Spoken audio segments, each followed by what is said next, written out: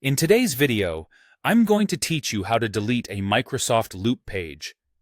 Deleting a page in Microsoft Loop might seem a bit daunting at first, but with this detailed guide, you'll be able to do it easily and efficiently. So let's jump right in and get started. First, you want to search for Microsoft Loop in your preferred browser. You might use Edge, Chrome, Firefox, or whichever browser you're most comfortable with. Just type in Microsoft Loop and hit Enter. This will bring you to the official Microsoft website where you can access the Loop features. It's always a good idea to make sure you're visiting the official site to ensure you're accessing all the latest functionalities securely. Next, you'll need to sign in to your Microsoft account. If you don't already have one, you'll need to create it. But assuming you have one ready, enter your email and password. This sign-in process ensures that your projects and data stay private and associated with your account for seamless access across different devices. Make sure to use your correct credentials to avoid any access issues. Once you're signed in, you need to navigate to the Loop page that you wish to delete. This is critical, as you want to be sure you're deleting the correct page. It helps to double-check that you're opening the Loop page you no longer need, rather than an active project or important page you're still working on.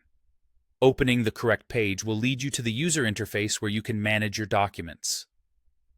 Once you've opened the page, look towards the top right corner for the More menu, which is typically represented by 3 dots. This menu houses various options for managing your Loop pages. Clicking on it will reveal a drop-down list. The interface has been designed to be user-friendly, so if you follow these steps, you should easily find what you're looking for. Within this drop-down list, you'll find the Delete Page option. Select this to proceed with deleting your Loop page. Microsoft provides this feature to help manage and organize your work by removing unwanted or outdated pages, keeping your workspace clutter-free.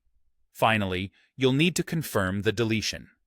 A prompt will appear asking for confirmation, ensuring that you've not clicked delete by accident. This is a safeguard to prevent accidental data loss. Make sure you are absolutely certain that you wish to delete the page, as this action might be irreversible. Once you confirm, the page will be successfully deleted from your Microsoft Loop account. And that's it! You've now learned how to delete a Microsoft Loop page confidently. By following these steps, you can keep your workspace organized and focused. Stay tuned for more tutorials to help you make the most of your Microsoft tools. Thank you for watching, and I hope you found this guide helpful.